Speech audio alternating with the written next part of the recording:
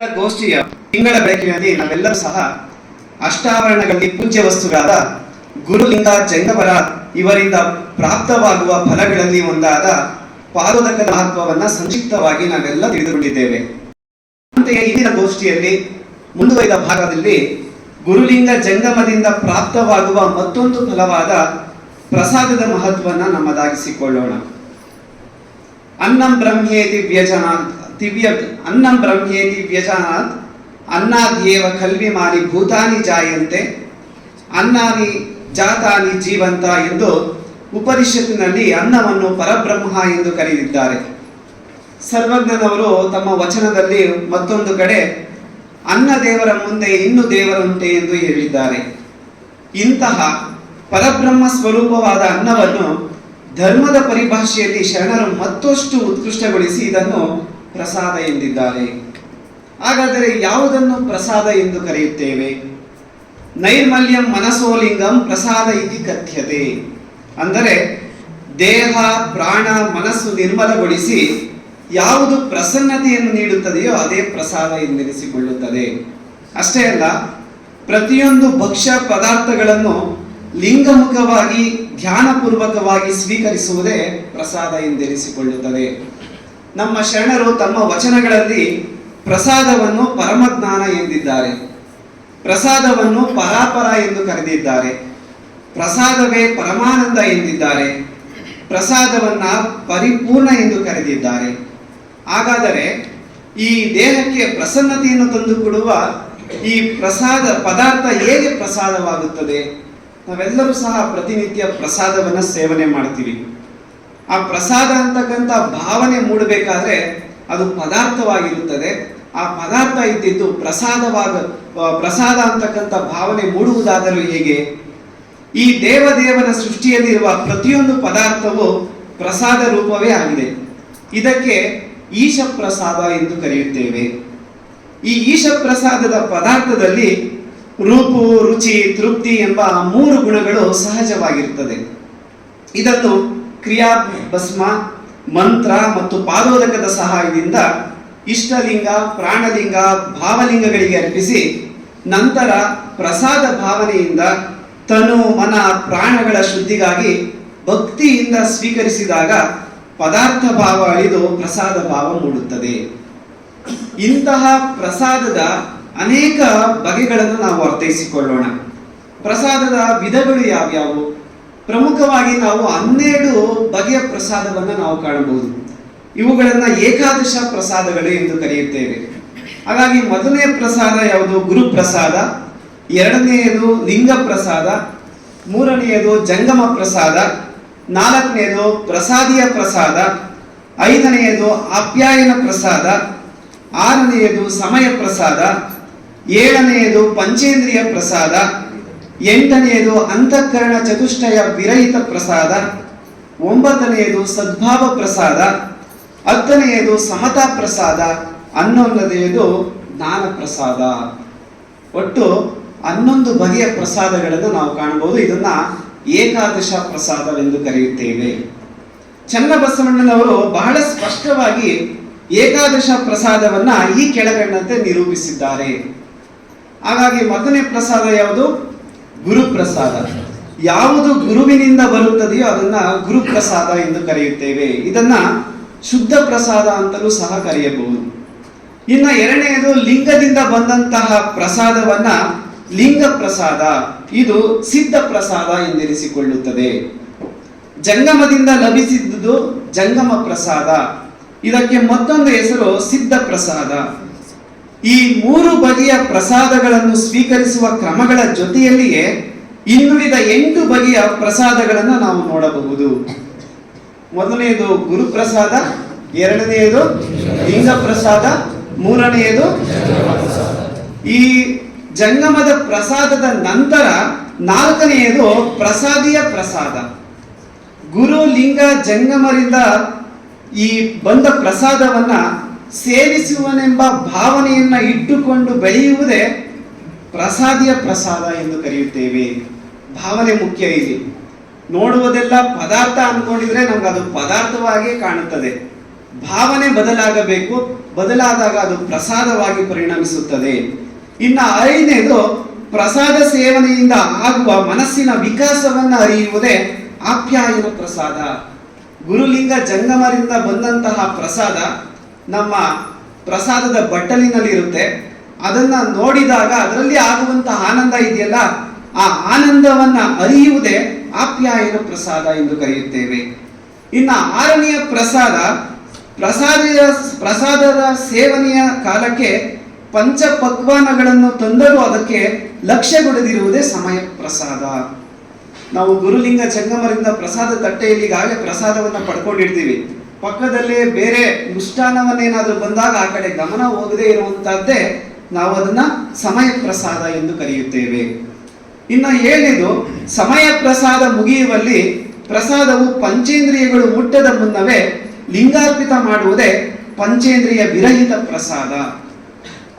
ಇನ್ನು 8ನೇದು, ಅಂತಃಕರಣಗಳಾದ ಮನೋ, ಬುದ್ಧಿ, ಚಿತ್ತ, ಅಹಂಕಾರಗಳು ಸುಳಿಯದಂತೆ ಅವುಗಳನ್ನ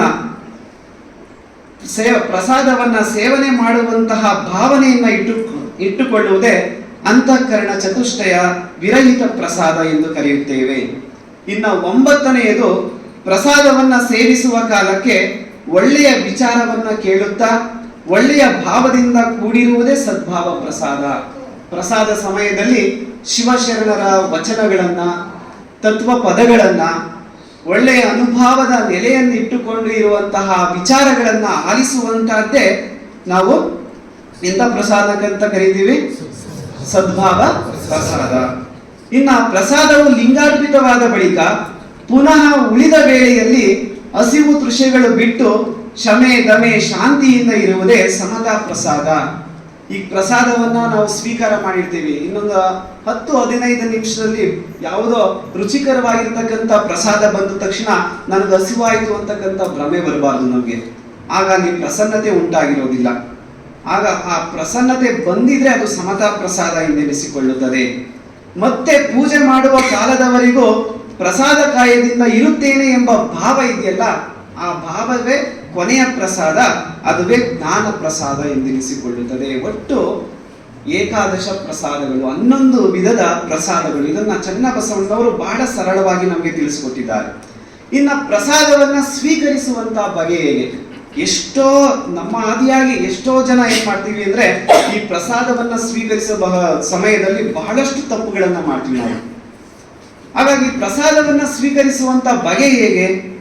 ಗುರುಲಿಂಗ ಜಂಗಮರಿಂದ ಲಭಿಸಿದ ಪ್ರಸಾದವನ್ನ ಸ್ವೀಕರಿಸುತ್ತಿರುವಾಗ ಭಕ್ತನು ಉಂಡು ಉಳಿಸಬಾರದು. ನನಗೆ ಹೆಚ್ಚಾಯ್ತು ಅಂತ ನಾವು ಪ್ರಸಾದದ ಬಟ್ಟಲಿನಲ್ಲೇ ಅಲ್ಲೇ ಉಳಿಸಬಾರದು, ಅದನ್ನ ಅಲ್ಲೇ ಬಿಡಬಾರದು. ಇವತ್ತೆಲ್ಲ ಮದುವೆ ಸಮಾರಂಭಗಳಲ್ಲಿ ಈ ತಪ್ಪುಗಳನ್ನು ಬಹಳಷ್ಟು ಜನ ಮಾಡ್ತಾ ಇರ್ತೀವಿ ನಾವು. ಆ ಎಲೆಯಲ್ಲೇ ನಾವು ಪ್ರಸಾದವನ್ನ ಬಿಟ್ಟು ಹೊರಟೋಗ್ಬಿಡ್ತೀವಿ ನಾವು. ಆ ತರ ಉಂಡು ಉಳಿಸಬಾರದು. ಅಷ್ಟೇ ಅಲ್ಲ, ಇನ್ನಿತರರಿಗೆ ಸಲ್ಲಬೇಕಾದ ಪ್ರಸಾದವನ್ನು ಹೆಚ್ಚಾಗಿ ನೀಡಿಸಿಕೊಂಡು ಕೆಡಿಸಬಾರದು. ಆಸೆಯಿಂದ ಹೆಚ್ಚಾಗಿ ತಿಂದು ಆಯಾಸ ಪಡಬಾರದು. ಸಾಕಪ್ಪ ಅನ್ನುವಷ್ಟು ಮಟ್ಟಿಗೆ ನಾವು ಪ್ರಸಾದವನ್ನ ಸ್ವೀಕಾರ ಮಾಡಬಾರದಂತೆ. ಅಜೀರ್ಣವಾಗುವಂತೆ ಉಣಬಾರದು. ಪ್ರಸಾದವನ್ನ ಸ್ವೀಕರಿಸುವಾಗ ಪ್ರಸಾದದ ಬಟ್ಟಲಿನ ಸುತ್ತಲೂ ಪ್ರಸಾದದ ಕಣಗಳು ಚೆಲ್ಲದಂತೆ ಬಹಳ ಎಚ್ಚರಿಕೆಯನ್ನು ನಾವು ವಹಿಸಬೇಕು. ಅಷ್ಟೇ ಅಲ್ಲ, ಪ್ರಸಾದವನ್ನ ಸ್ವೀಕರಿಸಬೇಕಾದ್ರೆ ಸಾಕಷ್ಟು ಜನ ಶಬ್ದವನ್ನ ಮಾಡ್ತೀವಿ ನಾವು. ಆ ಶಬ್ದವನ್ನು ಸಹ ಮಾಡಬಾರದು. ಪ್ರಸಾದ ಮುಗಿದ ಬಳಿಕ ಪ್ರಸಾದದ ಬಟ್ಟಲನ್ನು ಪಾದೋದಕದಿಂದ ಸ್ವಚ್ಛ ಮಾಡಿ ಸೇವಿಸಬೇಕು. ಪ್ರಸಾದ ಬಟ್ಟಲಲ್ಲಿ ಉಳಿದ ದ್ರವವನ್ನ ಮುಖಕ್ಕೆ ಮತ್ತು ಅಂಗಾಂಗಗಳಿಗೆ ಲೇಪಿಸಿಕೊಳ್ಳಬೇಕು. ಈ ರೀತಿಯಾಗಿ ಪ್ರಸಾದವನ್ನು ಬಹಳ ಎಚ್ಚರಿಕೆಯಿಂದ ಸ್ವೀಕರಿಸಬೇಕು. ಇದುವರೆಗೂ ಪ್ರಸಾದವನ್ನ ಸ್ವೀಕರಿಸುವಂತ ಬಗೆ ಹೇಳಿದ್ದು. ಅಷ್ಟೇ ಅಲ್ಲ, ಪ್ರಸಾದವನ್ನ ತಯಾರು ಮಾಡಬೇಕಾದಂತಹ ಸಂದರ್ಭನೂ ಸಹ ನಾವು ಇಲ್ಲಿ ಗಮನಿಸಬೇಕು. ನಾವು ಗ್ರಾಮೀಣ ಭಾಗದ ಜನತೆಯನ್ನು ನಾವು ಗಮನಿಸಬಹುದು. ಹಿಂದೆ ಒಲೆಗಳಲ್ಲಿ ನಾವು ಅಡಿಗೆ ಪಾಕವನ್ನ ತಯಾರು ಮಾಡ್ತಾ ಇದ್ವು. ಆ ತಯಾರು ಮಾಡುವಂತ ಸಂದರ್ಭದಲ್ಲಿ ಬೆಳಗ್ಗೆ ಎದ್ದ ತಕ್ಷಣ ಮನೆಯಲ್ಲಿರುವಂತಹ ಗೃಹಿಣಿ ಆ ಒಲೆಯನ್ನೆಲ್ಲ ಸಾರಣೆ ಮಾಡಿ ಅದಕ್ಕೆ ಅಲ್ಲೇ ಇರ್ತಕ್ಕಂಥ ಬೂದಿಯಿಂದ ಅದನ್ನ ಭಸ್ಮ ಅಂತಕ್ಕಂಥ ಭಾವನೆಯಿಂದ ಬಳಿದು ಅದರ ಮೇಲೆ ಪಾತ್ರೆಯನ್ನು ಇಟ್ಟು ಅಗ್ನಿಯನ್ನು ಹೊತ್ತಿಸುವಂತ ಕಾಲ ಒಂದಿತ್ತು ಅವತ್ತು. ಅಷ್ಟೇ ಅಲ್ಲ, ಪ್ರಸಾದ ಪಾಕ ತಯಾರ ಆದ ಮೇಲೆ ಅದೇ ಭಸ್ಮದಿಂದ ಅದೇ ಪಾತ್ರೆಗೆ ಧಾರಣೆಯನ್ನ ಮಾಡುವಂತ ಸಂಪ್ರದಾಯಗಳನ್ನು ನಾವು ಬೆಳೆಸ್ಕೊಂಡು ಬಂದಿದ್ದೋ. ಆದ್ರೆ ಇವತ್ತೆಲ್ಲ ಸನ್ನಿವೇಶ ತುಂಬಾ ಬದಲಾಗಿದೆ. ಪ್ರಸಾದ ಸ್ವೀಕರಿಸುವುದು ಎಷ್ಟು ಮುಖ್ಯವೋ, ಪ್ರಸಾದ ತಯಾರು ಮಾಡಬೇಕಾದ್ರೆ ಅನುಸರಿಸಬೇಕಾದಂತಹ ಕ್ರಮಗಳು ಅಷ್ಟೇ ಮುಖ್ಯ. ಅಲ್ಲೂ ಅಷ್ಟೇ ಸದಾ ಶಿವನ ಚಿಂತನೆಯಲ್ಲೇ ನಮ್ಮ ಭಾವನೆ ಇರಬೇಕು.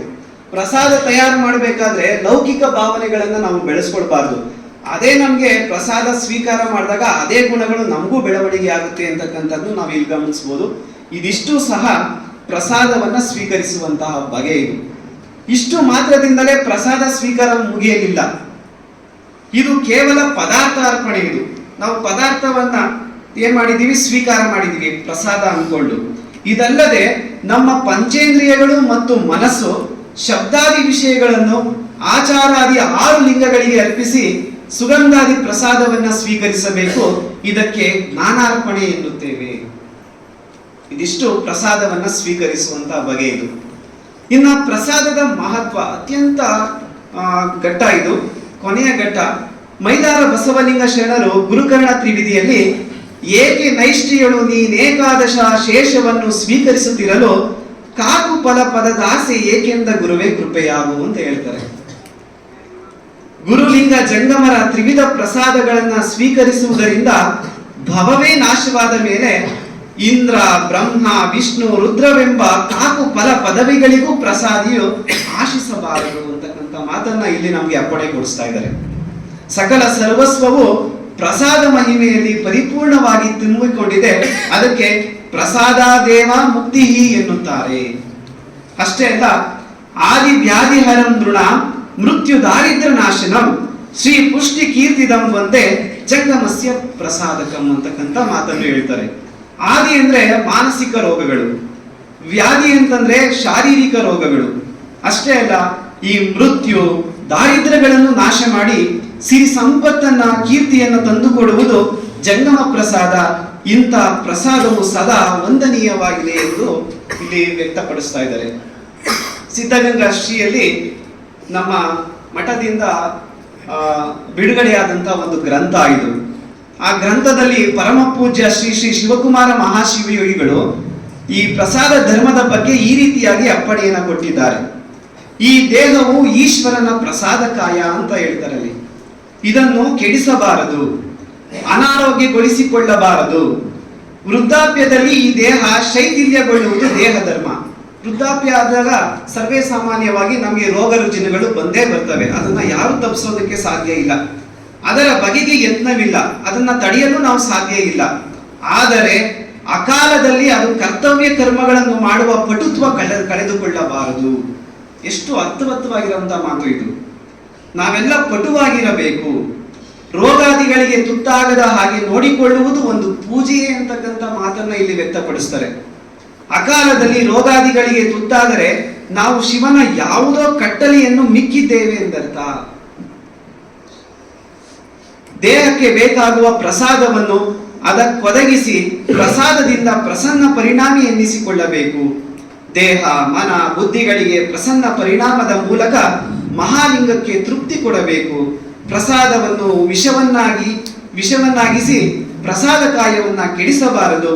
ಅದರಿಂದ ಕ್ರಿಯೆಗೆ ಭಂಗ ಬಂದು ಶರಣ ತತ್ವವನ್ನು ಪಾಲಿಸಿದಂತಾಗುವುದಿಲ್ಲ ಎನ್ನುವಂತ ಮಾತನ್ನ ನಮ್ಮ ಪರಮ ಪೂಜ್ಯ ಶ್ರೀಗಳು ತಮ್ಮ ಪ್ರಸಾದ ಕಾಯದ ಬಗ್ಗೆ ಇಷ್ಟೊಂದು ವಿಸ್ತಾರವಾಗಿ ತಮ್ಮ ಅಭಿಪ್ರಾಯವನ್ನ ವ್ಯಕ್ತಪಡಿಸಿದ್ದಾರೆ. ಅಂತಹ ಪ್ರಸಾದ ಕಾಯದಿಂದಲೇ ನಮ್ಮ ಶಿವಯೋಗಿಗಳು, ಅವರು ಶಿವಕುಮಾರ ಶಿವಯೋಗಿಗಳಾಗಿ ಅವರು ನಡೆದಾಡುವ ದೇವರೇ ಆಗೋದ್ರು ಇವತ್ತು ನಮಗೆ. ಈ ರೀತಿಯಾಗಿ ಸುಜ್ಞಾನ ಸದ್ಭಾವ ಭರಿತನಾಗಿ ಪ್ರಸಾದವನ್ನು ಕೊಂಬುವ ಶರಣನು ಪ್ರಸಾದ ಕಾಯನಾಗುವನು. ಸುಜ್ಞಾನ ಪ್ರಸಾದಿಯಾದ ಶರಣನು ನಿತ್ಯ ತೃಪ್ತನಾಗಿ ನಿತ್ಯ ಸುಖಿಯಾಗಿ ಬಾಳುವನು ಎಂದು ಹೇಳುತ್ತಾ ಈ ಪ್ರಸಾದದ ಮಹತ್ವವನ್ನ ನನ್ನ 2 ನುಡಿಗಳನ್ನ ಪರಮ ಪೂಜ್ಯರ ಪದತಲಗಳಿಗೆ ಅರ್ಪಿಸುತ್ತೇನೆ. ಅಷ್ಟೇ ಅಲ್ಲ, ಇವತ್ತಿನ ಗೋಷ್ಠಿಯಲ್ಲಿ ಬಹಳ ವಿಶೇಷತೆಯನ್ನು ನಾವು ಗಮನಿಸಬಹುದು. ಇದುವರೆಗೂ 6 ಗೋಷ್ಠಿಗಳು ಕಳೆದಿದ್ದಾವೆ. ಇವತ್ತು 7ನೆಯ ಗೋಷ್ಠಿ. ಈ 7ನೆಯ ಗೋಷ್ಠಿಯಲ್ಲಿ ಒಂದು ವಿಶೇಷತೆ, ಈ ವೇದಿಕೆಯ ಮೇಲೆ ಒಂದು ವಿಶೇಷತೆಯನ್ನು ನಾವು ಗಮನಿಸಬಹುದು. ಏನು ಅದು ವಿಶೇಷತೆ ಅಂದ್ರೆ, ಒಂದು ಕಾಲ ಇತ್ತು. ಎಂಥ ಕಾಲ ಅಂದ್ರೆ ನ ಸ್ತ್ರೀ ಸ್ವಾತಂತ್ರ್ಯ ಮರಹತಿ ಎನ್ನುವಂತ ಕಾಲ ಇತ್ತು. ಅಂದ್ರೆ ಸ್ತ್ರೀ ಈ ಕಾಲದ ಸ್ವತಂತ್ರಳಲ್ಲ, ಆಕೆ ಕೇವಲ ಭೋಗದ ವಸ್ತು, ಆಕೆ ನಾಲ್ಕು ಗೋಡೆಯ ಮಧ್ಯಕ್ಕೆ ಮಾತ್ರ ಸೀಮಿತಳು ಅನ್ನುವಂತ ಒಂದು ಕಾಲ ಇತ್ತು. ಅಷ್ಟೇ ಅಲ್ಲ, ಸಮಾಜದಲ್ಲಿರುವಂತಹ ಕಟ್ಟೆ ಕಡೆಯ ವ್ಯಕ್ತಿ ಅಂದ್ರೆ ಬಡತನದಲ್ಲಿ ಹುಟ್ಟಿರುವಂತಹ ವ್ಯಕ್ತಿ ಯಾವುದೇ ಕಾರಣಕ್ಕೂ ಮೇಲೆ ಬರುವಂತಹ ವ್ಯವಸ್ಥೆ ಆಗಿನ ಕಾಲದಲ್ಲೇ ಇರಲಿಲ್ಲ. ಸಂಪೂರ್ಣ ಚಿತ್ರಣವನ್ನ ಬದಲಾವಣೆಯಾಗಿದ್ದು ಅದು 12ನೇ ಶತಮಾನ. ಶರಣರ ಒಂದು ಭವ್ಯಾರ್ಥ ಚಿಂತನೆಯಿಂದ ಸ್ತ್ರೀಯರಿಗೂ ಸರ್ವ ಸಮಾನತೆ ಸಿಕ್ತು. ಬಡವರು ಸಹ ಮೇಲಕ್ಕೆ ಬರುವಂತಹ ಸನ್ನಿವೇಶ ಸೃಷ್ಟಿಯಾಯಿತು. ಆ ಎರಡರ ಪ್ರತಿಫಲವೇ ಈ ವೇದಿಕೆಯಲ್ಲಿ ನಾವು ತಾಯಿ ನಾಗರತ್ನಮ್ಮರವರನ್ನ, ಶ್ರೀ ಗೋವಿಂದರಾಯರವರನ್ನ ನೋಡಕ್ ಸಾಧ್ಯ ಆಗಿರುವಂತದ್ದು. ಇವರಿಬ್ಬರು ಶರಣರ ಕುರಿತಾಗಿರ್ತಕ್ಕಂಥ ಬದುಕನ್ನ ನಮ್ಮ ಮುಂದೆ ಅನಾವರಣಗೊಳಿಸಿದ್ದಾರೆ. ಈ ಶಿವಶರಣರ ಬದುಕನ್ನ ಅನಾವರಣಗೊಳಿಸಿದಂತಹ ಇವರಿಬ್ಬರಿಗೂ ಸಹ ಶ್ರೀಮಠದ ಗುರು ಪರಂಪರೆಯ ಪರವಾಗಿ ಶರಣ ಸಮರ್ಪಿಸುತ್ತಾ, ಪ್ರತಿ ಹುಣ್ಣಿಮೆಯ ಕಾರ್ಯಕ್ರಮದಂದು ಈ ಕಾರ್ಯಕ್ರಮದಲ್ಲಿ ಸದಾಕಾಲ ಭಾಗಿಗಳಾಗಿರ್ತಕ್ಕಂಥವರು ನಮ್ಮ ತುಮಕೂರು ಜಿಲ್ಲಾ ಶರಣ ಸಾಹಿತ್ಯ ಪರಿಷತ್ತಿನ ಅನೇಕ ಸದಸ್ಯರು. ವೇದಿಕೆಯ ಮುಂಭಾಗದಲ್ಲಿ ಅವರು ಸಹ ಆಸೀನರಾಗಿದ್ದಾರೆ. ಅದರ ಜೊತೆಗೆ ನಮ್ಮ ಮಠದ ಅನೇಕ ಸದ್ಭಕ್ತರು ಸಹ ಸಕ್ರಿಯರಾಗಿ ಈ ಗೋಷ್ಠಿಯಲ್ಲಿ ಸಾವಧಾನದಿಂದ ಕುಳಿತು ಇಷ್ಟು ಹೊತ್ತಿಗೂ ಸಹ ಏನ್ ಮಾಡ್ತಾರೆ, ತಮ್ಮ ಸಮಯವನ್ನ ಈ ಗೋಷ್ಠಿಗೆ ಮೀಸಲಾಗಿಟ್ಟಿರ್ತಾರೆ. ನಿಜಕ್ಕೂ ಅದು ಸಂತೋಷವನ್ನ ಉಂಟು ಮಾಡುತ್ತೆ. ಅದರ ಜೊತೆಗೆ ನಮ್ಮ ಶ್ರೀಮಠದ ವಿದ್ಯಾರ್ಥಿಗಳು ಸುಮಾರು 80ಕ್ಕೂ ಹೆಚ್ಚು ವಿದ್ಯಾರ್ಥಿಗಳು ಈ ವೇದಿಕೆಯ ಮುಂಭಾಗದಲ್ಲಿದ್ದಾರೆ. ಈ 80 ವಿದ್ಯಾರ್ಥಿಗಳ ಮನಃ ಪರಿವರ್ತನೆ ಆಯ್ತು ಅಂತಂದ್ರೆ ಇದೊಂದು ದೊಡ್ಡ ಬದಲಾವಣೆ ಅಂತಲೇ ನಾವು ಭಾವಿಸ್ಬೋದು. ಅಂತಹ ಭಾವನೆ, ಅಂತಹ ಶರಣರ ಜೀವನ ನಮ್ಮಲ್ಲೆಲ್ಲ ಅಳವಡಿಸಿಕೊಂಡು ನಮ್ಮ ಬದುಕು ಶಿವ ಬದುಕನ್ನಾಗಿಸಿಕೊಳ್ಳೋಣ ಅಂತ ನನ್ನ 2 ಮಾತುಗಳನ್ನ ಮುಗಿಸುತ್ತಾ ಎಲ್ಲರಿಗೂ ಶರಣಾರ್ಥಿಗಳನ್ನು ಸಲ್ಲಿಸುತ್ತೇನೆ.